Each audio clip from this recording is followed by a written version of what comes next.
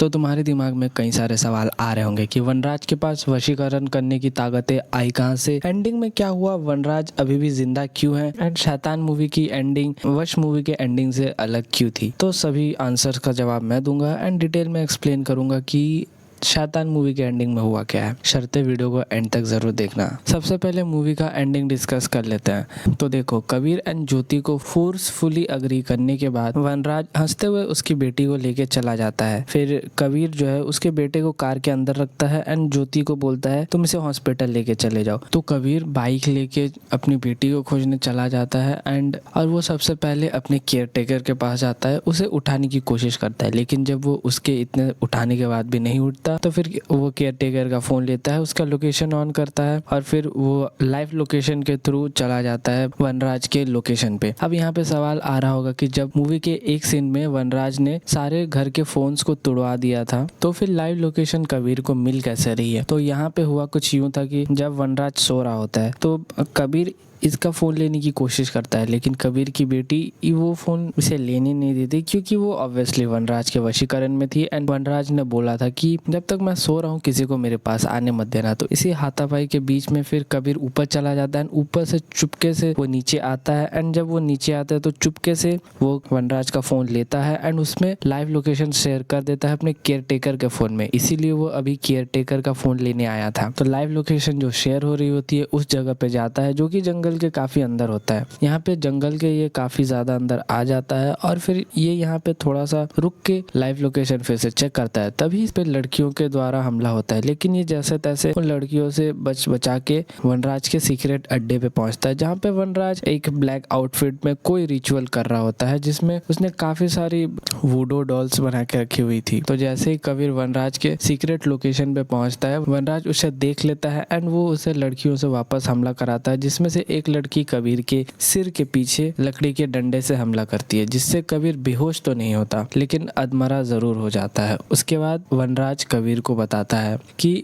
ये लड़कियां सिर्फ मेरा कहना मानती है एंड इस रिचुअल करने के बाद मुझे फिर जरूरत नहीं पड़ेगी किसी को कुछ खिलाने की। जैसे कि हमने मूवी में देखा कि वनराज को किसी को कंट्रोल करने से पहले उसे कुछ खिलाना पड़ता है, मोस्ट प्रोबेबली ये लड्डू और पेड़ा खिलाता था। तो इसे फिर वो चीज करने की जरूरत नहीं पड़ेगी क्योंकि इस रिचुअल करने के बाद 108 लड़कियों को सेक्रीफाइस करने के बाद वनराज के पास इतनी ज्यादा पावर्स आ जाएंगे कि वो सिर्फ अपनी आंखों से किसी को कंट्रोल कर पाएगा। इससे हम लोग को वनराज का मोटिव भी पता चलता है कि ये पूरी दुनिया को कंट्रोल करना चाहता है। तो एक एक करके जब वनराज सारी डॉल्स को आग में फेंक देता है, लास्ट में वो रेड वाली डॉल बच जाती है जो कि मेन डॉल होती है, उसे फेंकने ही वाला होता है तभी कबीर आके उसके पैर में बहुत जोर से मारता है, जिसके पेन से वनराज काफी ज्यादा जोर से चिल्लाने लगता है, जिसका फायदा उठा के जो कबीर के हाथ में चाकू लगा हुआ था जो कि उसने निकाला नहीं था, तो उसी से वो वनराज का जीभ काट देता है, जिसके पेन में वनराज काफी ज्यादा तड़पने लगता है। लेकिन फिर भी यहाँ पे एक हैरानी वाली बात थी कि जो भी लड़कियां थी वो फिर भी कबीर को अटैक करने आ रही थी। ऐसा क्यों हो रहा था? क्योंकि जो वनराज का वशीकरण था वो इतना ज्यादा पावरफुल था कि उसके मरने के बाद भी जो उसका वशीकरण है वो इन लड़कियों से नहीं हटने वाला था एंड उसने जो उनको एक सीक्रेटली ऑर्डर दिया हुआ था कि अगर इस पे कोई भी अटैक करेगा तो वो लड़कियां उसके मांस को खा लेंगी एंड उसे मार के उसके फ्लैश को खा जाती। लेकिन तब तक कबीर ने अपना एक रिकॉर्डर ऑन कर दिया जिसमें कि वनराज की वॉइस में उन लोगों को बोला गया कि अब तुम लोग आजाद हो मेरे वशीकरण से,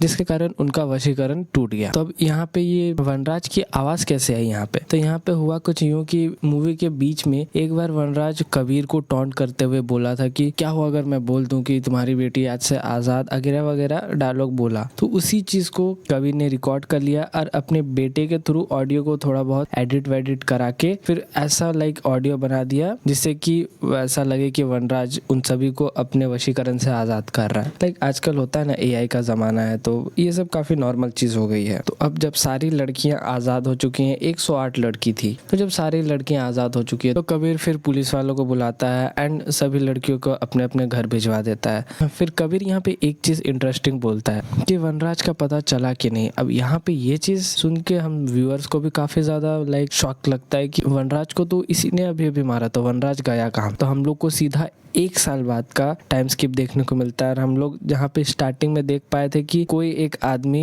एक मरा हुआ चूहा ले रहा था, तो वो कबीर ही था। एंड कबीर एक मरा हुआ चूहा एंड प्रोबेबली चाय पत्ती लेके कोई तो सीक्रेट बेसमेंट में जाता है। फिर वहाँ पे हम लोग देख सकते हैं वनराज को, जो कि काफी ज्यादा बुरी हालत में था एंड उसके हाथ चेन थे एंड वो काफी ज्यादा बुरी हालत में था। वो कुछ चाह के भी नहीं बोल सकता था क्योंकि उसकी जीभ को तो कबीर ने पहले ही काट दिया है, तो अब कुछ बोल नहीं सकता। तो कबीर वनराज को खाने के लिए वही मरा हुआ चूहा देता है और चाय पत्ती देता है, जिसको खाने से वनराज मना कर देता है। एंड वो इशारों में बोलता है कि उसे उसके हाथ में जो केला है वो चाहिए, लेकिन कबीर उसको केला देने से मना कर देता है। एंड फिर कबीर एक बात बोलता है कि लगता है भगवान आज फिर भूखे रह जाएगा। यहाँ भगवान से कबीर का मतलब था वनराज से। वनराज क्योंकि एक भगवान बनना चाहता था दुनिया में सभी को कंट्रोल करके, लेकिन अब उसका भगवान कबीर है। इसी एंड के साथ मूवी खत्म हो जाती है। मूवी बहुत सारे सवाल छोड़ के जाती है, जिसका मैंने तुम लोग को थोड़ा बहुत आंसर तो एक्सप्लेनेशन के बीच में ही दे दिया था। और भी बहुत सारे सवाल है कि क्या मोटिव है कबीर का वनराज को ऐसे कैद करके जिंदा रखने का और ऐसे टॉर्चर करने का। तो देखो, फिर अपना बदला निकाल रहा होता है क्योंकि वनराज ने उसे उस रात उसके परिवार को एंड उसे काफी ज्यादा टॉर्चर किया है। एंड कबीर बोलता भी है कि एक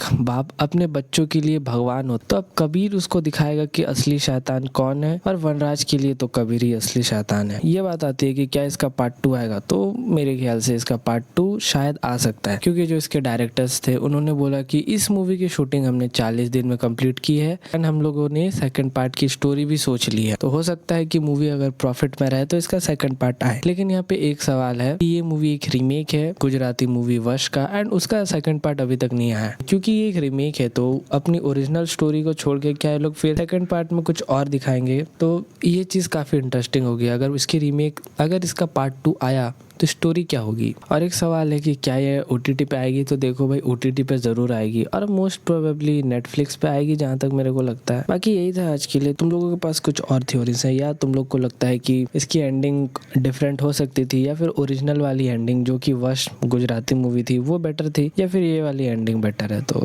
मुझे जरूर बताना कौन सी एंडिंग तुम लोग को ज्यादा पसंद आई। मैं तुम लोग से मिलूंगा किसी और दिन किसी और वीडियो में। And do like share subscribe the channel before we hit 1K। ठीक है, लव यू।